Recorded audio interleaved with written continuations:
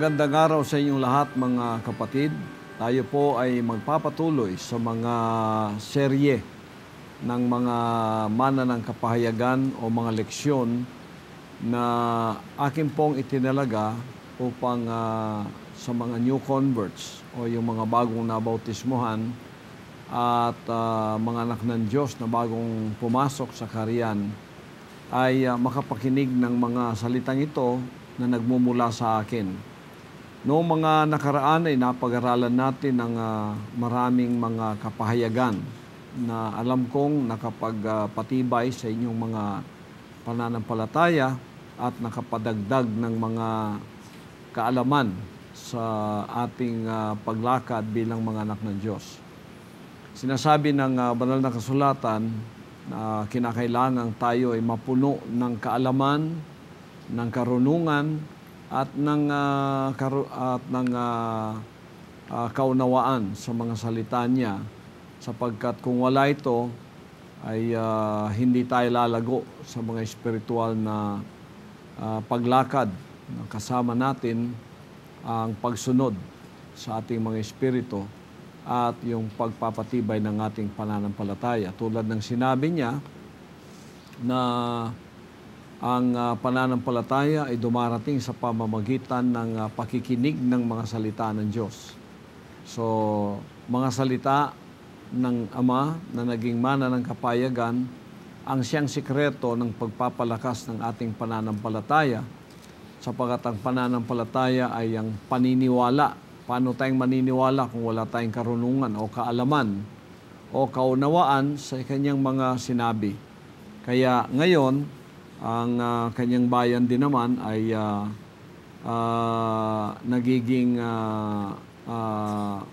spiritually matured sa paglakad sa kanyang kalooban dahil sa walang humpay na pagpapahayag ng anak ng Diyos sa mga mana ng kapayagan. Sinasabi nga niya, my people are destroyed for lack of knowledge. Ang aking bayan ay nasisira sapagkat sila ay kulang ng kaalaman. Hindi po mangyayari sa atin ang bagay na yon dahil dito talastas natin na ang lahat ng mga kaalaman, karunungan at pagkaunawa ay ipinagkaloob na ng Ama sa atin sa pamamagitan ng kanyang hinirang na anak. So sa mga sandaling ito, nasa isang leksyon tayo na atin pong pag-aaralan. Walang iba kundi ang tinatawag sa English na religiosity versus spirituality. Palagay ko ito yung lesson 8 natin sa mga sandaling ito. Kaya't isang maigting na pag-aaral at pagpapanaliksik sa mga salita niya na magbibigay sa atin ng kompletong kaalaman. Pagiging religyoso at pagiging espiritual. Kala ng maraming tao pagka sila ay religyoso na tulad ng mga nasa church age o nasa mga denominasyon at relihiyon, habang sila ay nagsasamba, habang sila ay may mga anyong panglabas ng relihiyon, ay iyon na ang pagiging espiritual. Napakalaking kamalian po nun, mga kapatid, sapagkat ngayon, ibinabalik ko ang ating paniniwala sa pagsunod sa mga salita ng ating dakilang Ama upang tayo ay tunay na maging espiritual. Sapagkat hindi po espiritual ang pagiging relihiyoso. Maaari tayong relihiyoso pero hindi tayo espiritual.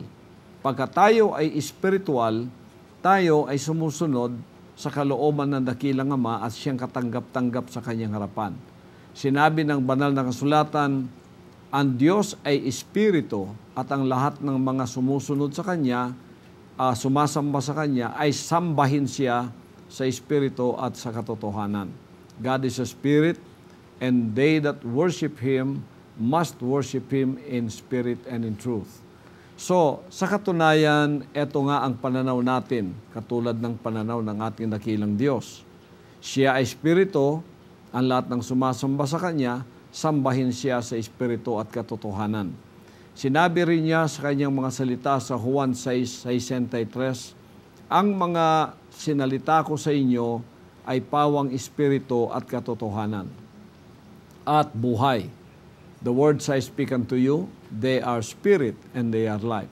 Ang mga sinalita ko sa inyo ay pawang espiritu at buhay. So, paano natin matitiyak na tayo ay isang espiritual at hindi lamang religyoso? Pagka tayo ay nagsimula ng sumunod at tumupad sa mga salita ng ating makapangyarihang Ama. Tulad ng sinabi niya sa Mateo 7:21, hindi ang bawat nagsasabi sa akin, Panginoon, Panginoon, ay papasok sa kaharian ng langit, kundi ang gumaganap ng kalooban ng aking Ama na nasa langit. Hindi lahat ang tumatawag sa Kanya, Panginoon, Panginoon. Lahat naman nata ng mga relihiyosong tao sa denominasyon at relihiyon ng Church Age ay tumatawag sa Kanyang Panginoon, Panginoon. Pero sinabi niya, hindi kayo lahat papasok sa kaharian ng langit. Sino lang? Yung mga tumatawag sa Kanya, ngunit sumusunod din naman sa Kanyang mga sinabi o tumutupad sa Kanyang mga sinabi. Ano mga kapatid, ang ibig sabihin ng pagiging relihiyoso? Ang terminong relihiyon ay nagmumula sa Latinong salita re plus yung ligare. Ay ibig sabihin religare, coming back to God. Nang ibig sabihin, ang pag-ugnay o pagpapanumbalik o reconnect or go back. Yan po ang ibig sabihin ng salitang relihiyon. Galing yan sa Latinong salitang religare. So, ang pagkarelihiyoso ay ang pagpapasakop sa paniniwala o sistema na nagsisilbing alituntuning moralidad na namamahala sa kaugalian ng tao. Ang pagkarelihiyoso ay merong panlabas na pamamaraan ng pagsamba.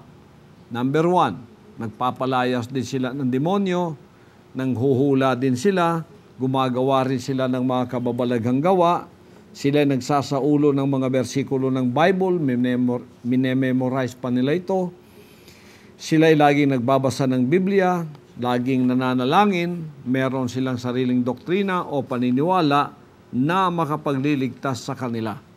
Lahat ng ito ay pagiging relihiyoso. Nakita naman natin sa Church Age, lahat ng denominasyon diyan at relihiyon, matatawag nating relihiyoso. Nagba-Bible study, nagsasamba, nagbibigay din naman. Pero may kaibahan. Kung ating susuriin, sasaliksikin, ang banal na kasulatan at ang kaugaliang relihiyoso lang, makikita natin ang malaking kaibahan sa pananampalatayang ito.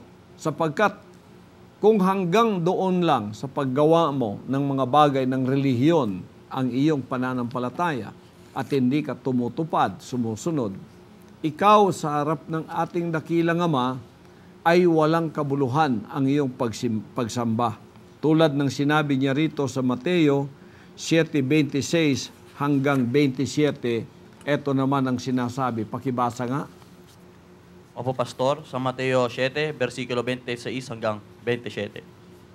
At ang bawat dumirinig ng aking mga salitang ito at hindi ginaganap ay matutulad sa isang taong mangmang na itinayo ang kanyang bahay sa buhanginan.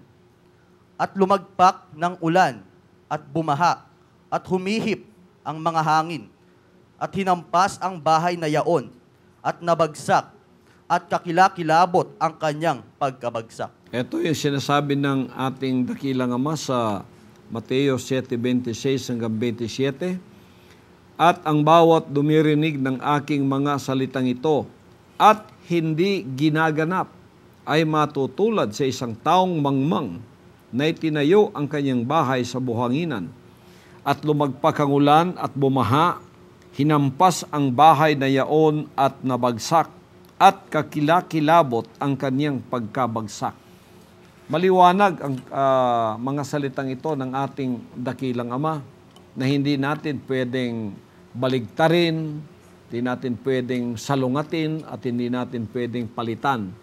Sinabi niya, pag nakikinig ka raw ng mga salita niya, pero hindi mo tinutupad, katulad ka ng isang taong mangmang na nagtayo ng iyong bahay o ng iyong pananampalataya sa ibabaw ng buhanginan. Pag ito ay sinapul ng hangin, ng bagyo, ng baha, ng unos, ito'y babagsak sapagkat ito'y nakatayo sa buhangin. Ganito ang pagkakadescribe ng ating dakilang Ama sa isang taong nakikinig lamang, relihiyoso lamang, pero hindi naman gumaganap, hindi naman tumutupad. Kaya dito sa bansang Karian, ang ating pong pinakamahalagang pinag-aaralan at ang ating mahalagang tinutupad ay ang kung paanong sumunod sa mga kalooban ng dakilang Ama. Kaya't meron tayong paglago, meron tayong pag-usbong ng ating mga kaalaman sa kanyang dakilang kalooban upang ito ay hindi lang pag-aralan kundi ito ay sundin. May tinatayang 4,200 na natatag na mga relihiyon sa buong sanlibutan at karagdagang pang 10,000 o 10,000 na mga pansariling denominasyon, sekta at mga organisadong pananampalataya. Ang lahat ng ito ay nagpapahayag na dadalhin nila ang tao sa langit. Bawat isa sa mga relihiyong ito ay nagpapahayag na dadalhin nila ang tao sa langit. Mangangaral, magtatayo ng isang organisadong relihiyon. Pagkatapos, ipahahayag na si Jesucristo ang tagapagligtas. Ngayon, paano mo nalalamang yung kaniyang itinatayong organisadong relihiyon ay galing nga sa Diyos? Tingnan mo yung buhay noong una na naging leader nila sapagkat yon ang nagtayo nito at ito ang nag-organisado nitong mga relihiyong ito. Paano siya iniligtas ng sinasabi niyang Jesucristo na tagapagligtas? Nasuri na po natin yan, mga kapatid. Paano ka iniligtas? Sa pamamagitan nung itinuturo mo. Yun din ang una mong tinanggap na purportedly ay itinuro ni Kristo sa iyo. Kung itinuro niya sa iyo at itinuturo mo naman ang hindi nasusulat sa kanyang mga salita, ay bula ang Kristo ang nasa sa iyo, lalo na kung wala itong pagtupad sa kanyang mga salita. Paano mo namang tutuparin ang isang bagay na hindi naman totoo? O paano mo namang susundin ang isang bagay at tatayuan mo ang isang bagay na wala naman sa sinabi ng ating dakilang Ama, tulad ng pananampalatayang Holy Trinity. Wala naman yan. Tulad ng pananampalatayang siya'y tao lamang. Puro ito salungat sa lahat ng mga sinabi ng ating dakilang Ama. At paano mo tatayuan yon? Paano mo susundin yon? Na wala naman dyan. So, mag-ingat tayo sa mga bagay na ito na tulad ng naipahayag ko ngayon, walang ibang nakapaglahad nito at nakapagbunyag nito, kundi ang hinirang na anak na ngayon ay pinagkatiwalaan sa kingdom age. Ang iba, takot silang sabihin na ito ay wala sa kasulatan. Ang iba naman ay isinasantabi na lang ito dahil mawawala ang kanilang popularidad. Hindi na sila pakikinggan. Dito sa ating pong pananampalataya sa kingdom age, mga kapatid, ay meron din akong ipinapangaral na Jesus Christ. Sinasabi ko rin ang kanyang pangalan. Sinasabi ko pa ngang siya ang aking Ama. Paano ko ipagkakaloob sa isang tao ang hindi ko naman tinanggap? Kaya ang tanong, paano niya akong iniligtas? Totoo ba itong Kristong tinanggap ko o tulad lamang siya ng mga bulaang Kristo na tinanggap ng mga nasa relihiyon at denominasyon na pag sinuri mo, ang pangalan lamang ang tama, pero ang katauhan ay isang bulaang Kristo ang ipinapakilala sa pamamagitan ng kanilang mga turo at aral, na kung saan, kung susuriin mo, ang dapat tumanggap nito ay ang una na nag-organisa ng relihiyong yon. So siya muna ang iniligtas ni Kristong sinasabi niya, Kaya pag sinuri natin kung paano siyang iniligtas, mali naman ang pagkaligtas sa Kanya sapagkat ibang Kristo ang tinanggap niya. Kaya nga man nagsasabing, mag-ingat kayo sa mga bulaang propeta at mga bulaang Kristo na darating sa sanlibutan ito. Nagdadala ng panlilinlang na kung maari, pati na ang mga tinawag ay kaya nilang linlangin. Mga kapatid at mga kaibigan at mga anak ng Diyos, narito ako ngayon para liwanagin ito sa inyo. Isa rin ako doon sa mga tumatawag na siya ang aking Panginoon, siya ang aking amang nagligtas sa akin. Tanungin ninyo ako, paano niya akong iniligtas? Iniligtas niya ako nung sinabi niyang magsisi ka, isuko mo ang kalooban mo, at ngayon tuparin mo na ang kalooban ko para makapasok ka sa kanya, sa aking kaharian. Di ba tama yung sinabi niya sa Matthew 7:21? Hindi lahat ng tumatawag sa akin, Panginoon, Panginoon, papasok sa kaharian ng langit, kundi ang tumutupad lang sa kalooban ng aking amang nasa langit.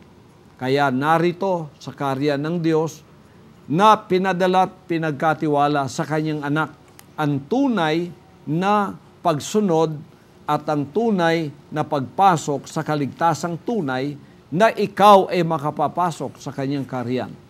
Kaya dito ang itinuturo natin paanong ang tao ay sumunod sa kanyang dakilang kalooban.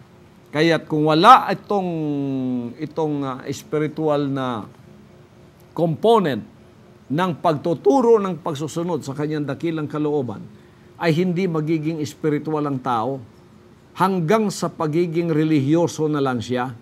Ngunit ang mga relihiyoso, ang akala nila ay ligtas sila. Ano po ang pagiging relihiyoso? Ang pagiging relihiyoso ay ang pakikinig lamang ng salita ng Diyos. May anyo ng kabanalan, ngunit walang kapangyarihan, walang pagsusunod, walang pagtupad sa kanyang kalooban. Kaya kung iyong titingnan at hindi mo alam ang mga bagay na ito, na akin ang naipahayag, kaya mahalagang may anak ng Diyos na may produce ang Ama. Kung wala, bulag tayo sa mga bagay na ito. Naakala natin ang daan na ating dinadaanan noong una ay siyang tama na daan papunta sa kaligtasan. Hindi pala natin alam na ito ay daang papunta sa kapahamakan.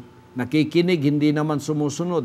Relihiyoso, wala namang kapangyarihan dahil walang pagsusunod, walang pagsisisi.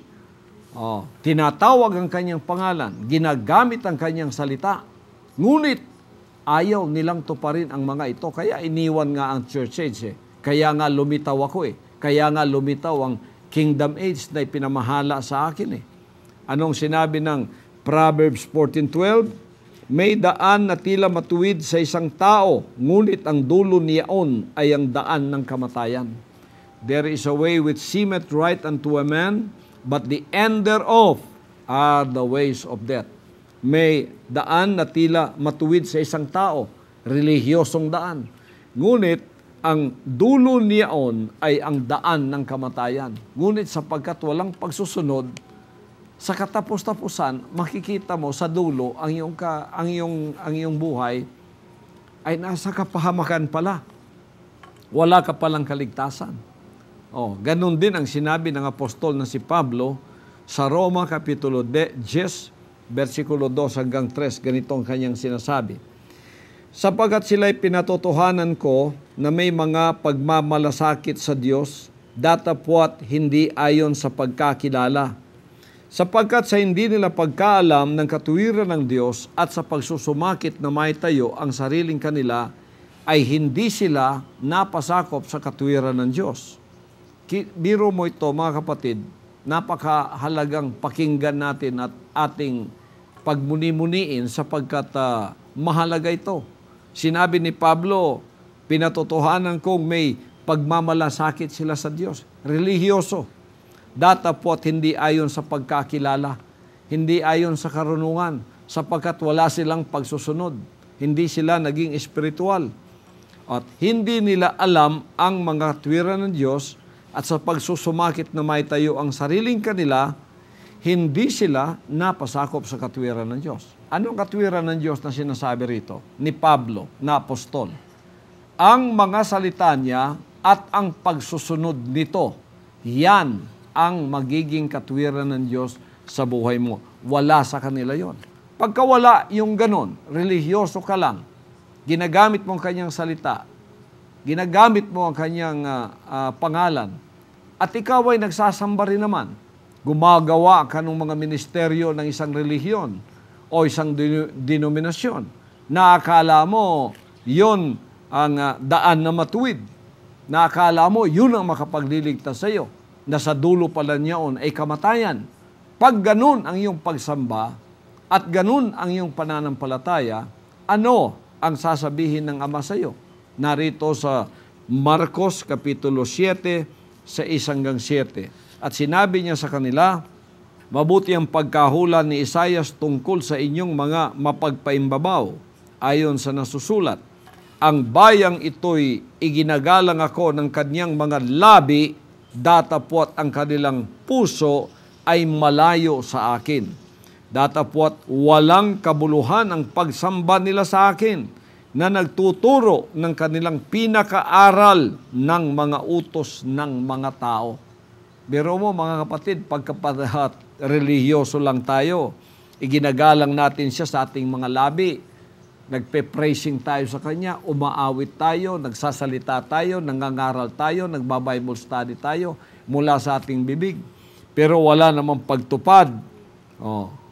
Ano ang sinabi niya? Pero malayo ang puso nila sa akin. Ang ibig sabihin, pagdating na sa obedience, pagdating na sa pagtutupad, obedience, nagsisitalikuran na ang mga yan.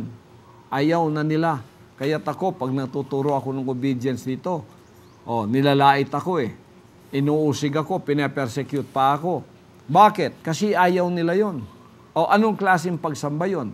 Relihiyosong pagsamba. Katanggap-tanggap ba sa harap ng Diyos? Hindi. Sinabi niya sa verse 7 ng Mateo Kapitulo 7, datapwat walang kabuluhan ang pagsamba nila sa akin, na nagtuturo ng kanilang pinakaaral ng mga utos ng mga tao. Pag ganito ang ating paglilingkod, nagsasamba nga tayo, hindi naman tinatanggap ng mga makapangyarihan, walang kabuluhan sa kanyang harapan, ano ang maihahalin tulad natin sa mga taong ganito o sa mga formang organisadong relihiyong ganito? Ito po ang sinasabi ni Apostol Pablo sa pangalawang Timoteo 3:5. Sinabi niya rito, na may anyo ng kabanalan, datapwat tinanggihan ang kapangyarihan nito. Lumayo ka rin naman sa mga ito. May anyo ng kabanalan, relihiyoso tingnan, pero wala namang kapangyarihang dala sapagkat walang pagsusunod. Relihiyoso pero hindi espiritual.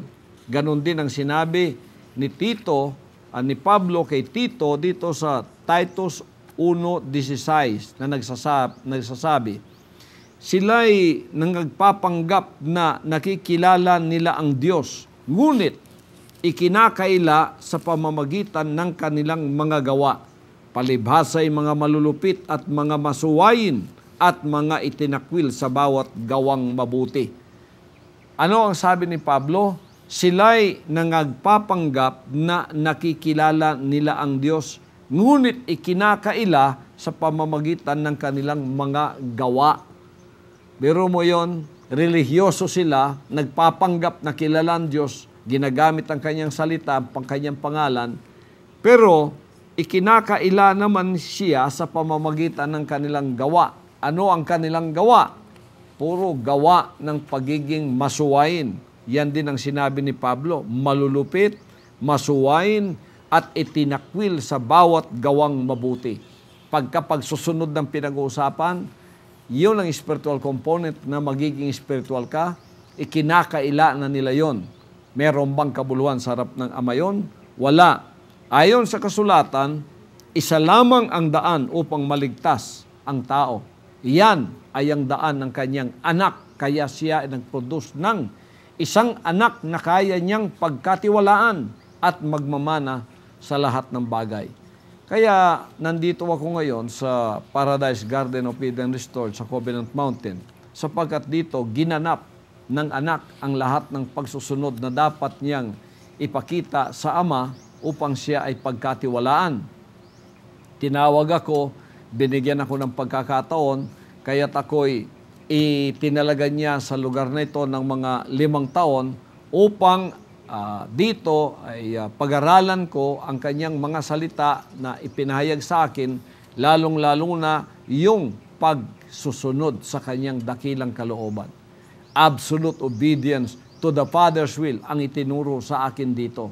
Kaya naririto ako ngayon, isang malaking significance para sa akin ang magsabi sa inyo na nakapag-produce na siya ng anak mula sa fallen Adamic race, na sumunod sa kanyang kalooban, na ako ngayon ang nagtuturo sa lahat na maari rin yung sundin ang kanyang kalooban at maari na rin kayong maging mga anak ng Diyos. Ito yung subject na pinag-uusapan natin dito sa kaharian ng dakilang Ama. So nang ako'y naging anak, minanak ko ang kanyang mga salita. As isa na rito, yung Juan 14:6. Anong sinabi ng ating Ama ritong minanak ko na pag-aari ko ngayon? Basahin mo nga sa Juan 14:6, ganitong sinasabi. Opo, Pastor, sa Juan 14:6. Sinabi sa kanya ni Jesus, "Ako ang daan at ang katotohanan at ang buhay. Sino man ay di makaparoroon sa Ama, kundi sa pamamagitan ko." Ang anak lamang ang pwedeng magsabi niyan ngayon. Ako ang daan, ang katotohanan at ang buhay.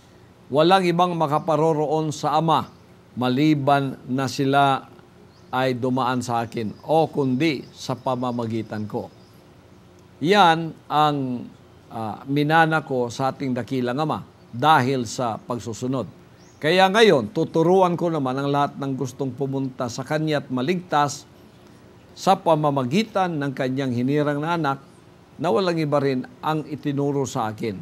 Magsisi ka, sumunod ka, bibigyan ka ng kapangyarihan maging anak ng Diyos, ibibigay siya yung espiritu ng pagtutupad sa kanyang dakilang kalooban. Sinabi ng Ama dito na walang daan sa kaligtasan kundi ang anak lang. Kaya ngayon, itinapo na yung relihiyon at denominasyon.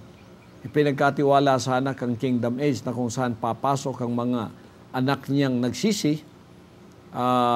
Dito, makikita ninyo na ang anak pala ang daan ng katotohanan at ang buhay at siya rin ang pintuan na kung saan kayo makapapasok. Sinabi niya sa Juan 10:9, "Ako ang pintuan, ang sinumang taong pumasok sa akin ay siya'y maliligtas at papasok at lalabas at makasusumpong ng pastulan." Mga kapatid, ang anak ang tanging daan ng kaligtasan sa mga sandaling ito. Siya ang daan, katotohanan at buhay. Siya rin ang pintuan. Kaya't narito ko bilang hinirang na anak, minana ko ang mga salitang yan. Nung ako ay naging anak niya, templo niya, tahanan niya, nananahan na ang Ama sa aking kaloob-looban, sa aking buhay. Kaya't ang mga sinasalita ko, hindi ko sinalita sa sarili ko, kundi sa Amang nagpadala at nagpatayo sa akin. Ano ang ibig sabihin ng pagiging espiritual? Mga kapatid, ang pagiging espiritual ay isang mahalagang aspeto ng isang espiritual na karanasan. Itapon na natin yung pagiging religyoso, pakikinig, hindi naman sumusunod.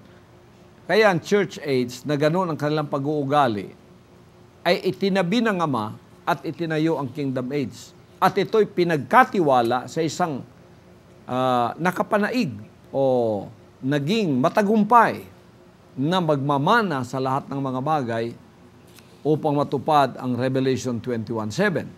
Kaya't natupad nga ito, ako ay nagtagumpay, minana ko ang lahat ng mga bagay, sonship and kingship, at ngayon siya ang aking Diyos, hindi lamang Ama kundi Diyos, na susundin sa aking buhay, hindi na yung kalooban ko, kundi siya na ang susundin ko, at ako naman ay kanyang naging anak. Ang pagiging espiritual ay ang termino terminolohiyang pangkaharian ang salitang ito. Ang isang tao ay may tuturing lamang na espiritual kapag siya'y sumusunod sa kalooban ng Ama. Hindi lang nakikinig, kundi sumusunod sa kalooban ng Ama.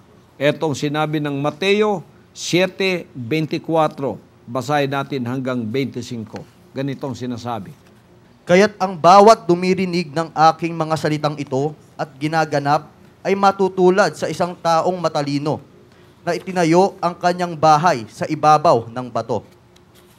At lumagpak ang ulan at bumaha at humihip ang mga hangin at hinampas ang bahay na yaon at hindi nabagsak sapagkat natatayo sa ibabaw ng bato.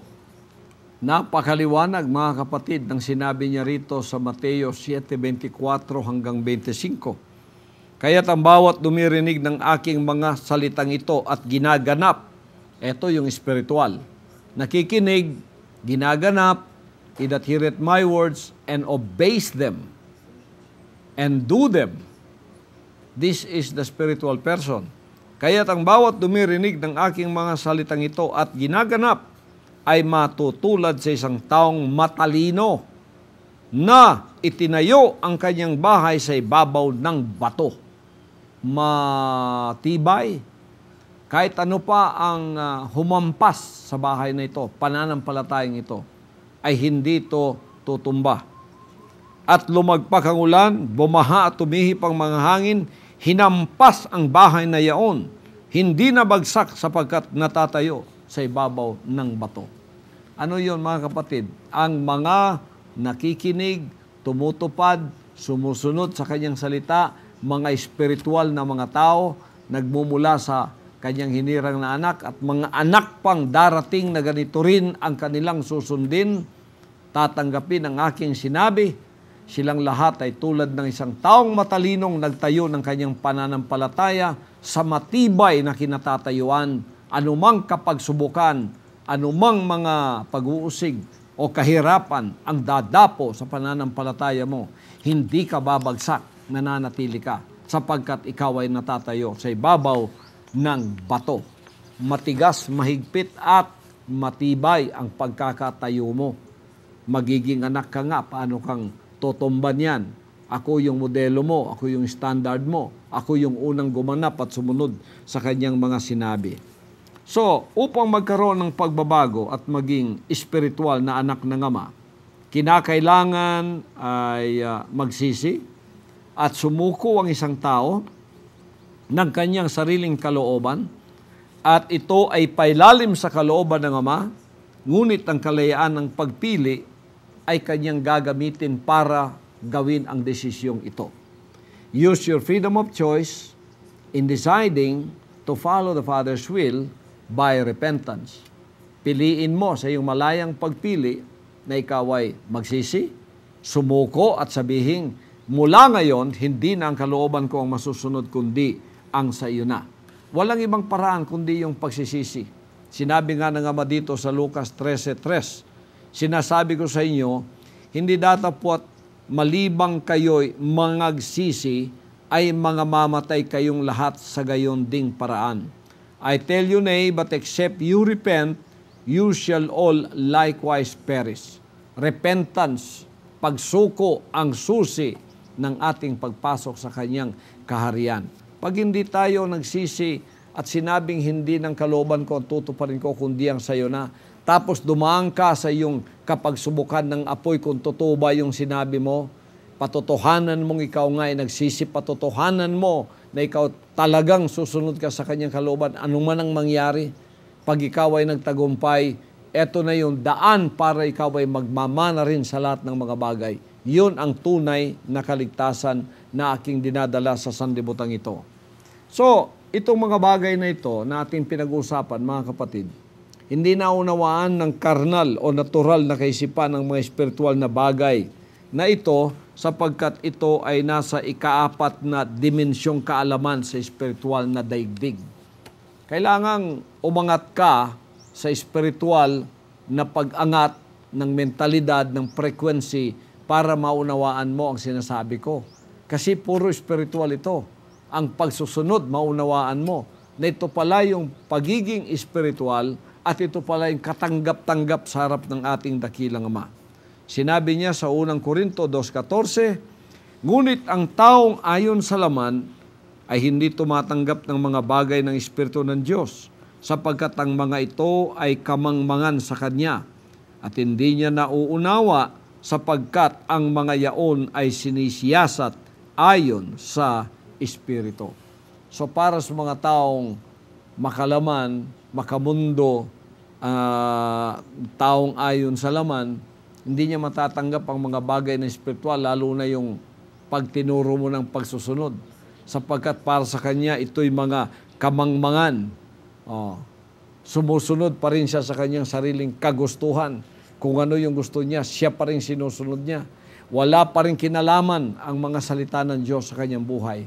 Ito yung taong nasa laman na hindi naunawaan ng mga bagay ng Espiritu at sapagkat ito'y sinisiyasat ng Espiritu. Kaya dapat tayo'y umangat, magsisi, pumunta sa pang-apat na espiritual na dimensyon upang maunawaan mo ang mga sinasabi ko at maunawaan ka rin ng dakilang Ama sapagkat magiging anak ka na niya. Maliban dyan, hindi tayo magkakaunawaan talaga. Kontento ka na lang nasa relihiyon at denominasyon. Kontento ka na lang na maging religyoso. Nakala mo, ligtas ka. Pero pag kaligtasan ng pinag-uusapan, wala nang ibang makapagliligtas kundi ang pagiging espiritual. Para maging espiritual, makinig at sumunod. Para makapakinig at sumunod, magsisi ka muna. Itapon mo sa iyong malayang pagpili na hindi na ang iyong gusto ang susundin mo. Ang gusto na ng ating dakilang Diyos na Ama ang iyong susundin. So upang maunawaan ang mga espiritual na bagay, kailangan munang maging ganap na espiritual ang tao, tulad ng sinasabi ko. Ito yung sa 1 Corinthians 2:9-10. Datapwat gaya ng nasusulat, ang mga bagay na hindi nakita ng mata, ni narinig ng tainga, ni pumasok sa puso ng tao, anumang mga bagay na inihanda ng Diyos sa kanila na nagsisiibig sa Kanya. Ngunit ang mga ito ay ipinahayag sa atin ng Diyos sa pamamagitan ng Espiritu, sapagkat nasisiyasat ng Espiritu ang lahat ng mga bagay, oo, ang malalalim na mga bagay ng Diyos. Para tayo'y maging espiritual, kailangan tayo ay makinig, sumunod, at pagkatapos makikita natin sa pananampalataya ang mga bagay na hindi nakikita ng mata ipahahayag sa atin. Kaya ito sinabi ng unang Korinto 2:9-10. As it is written, eye hath not seen, nor ear heard, neither have entered into the heart of man the things which God hath prepared for them that love Him. Hindi nakita ng mata, hindi nadinig ng tenga, hindi pumasok sa puso ng tao, ito ang mga bagay na inihanda ng Diyos sa mga nagmamahal sa Kanya. Paano natin tinanggap ito? But God hath revealed them unto us by His Spirit. Ngunit ang mga ito ay ipinahayag sa atin ng Diyos sa pamamagitan ng Kanyang Espiritu. Kaya nga may nagtanong sa akin, paano ko raw alam ang mga bagay na ito na hindi naman nila nabasa, hindi naman nila nakita. Sabi ko nga, totoo nga ang natutupad ang banal na kasulatan sa mga tanong nyo. Hindi nyo nakita, hindi nyo narinig, hindi pumasok sa puso ninyo, pero ito yung inihanda ng Diyos sa mga nagmamahal sa Kanya. Kaya hindi na nabasang ang bagong Jerusalem nasa Davao, ang magiging appointed son si Pastor Apollo Kibuloy, at ang bagong langit at ang bagong lupa ipagkakatiwala sa Kanya, pati ang kaligtasan.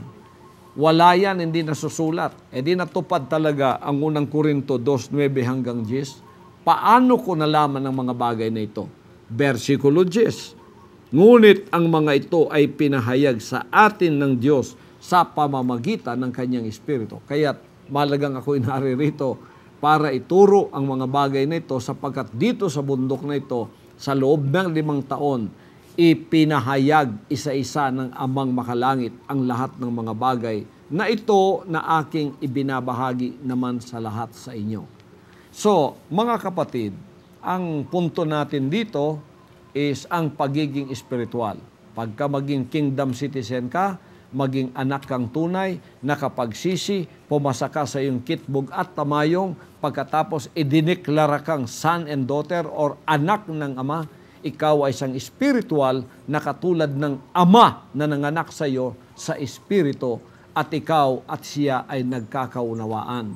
Kaya ikaw naman ngayon ang katulad ko na magtuturo naman sa iba na ang mga bagay na ito na tatahakin natin ay hindi tulad ng relihiyon at denominasyon na nakikinig lamang, wala namang pagtupad, iba ang sa atin, kompleto, sapagkat sa ating pakikinig, naroroon na rin ang pagsusunod.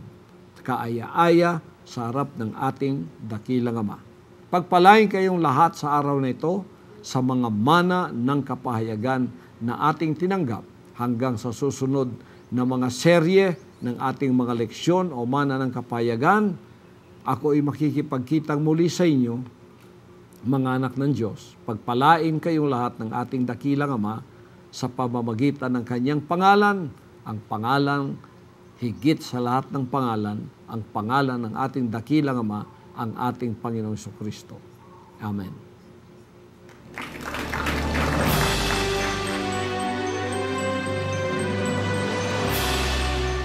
Ang mensaheng inyong napakinggan ay bahagi ng 15 panimulang mga leksyon para sa mga kingdom citizen. Antabayanan ang mga susunod pang mensahe ng hinirang na anak ng Diyos, Pastor Apollo C. Kibuloy.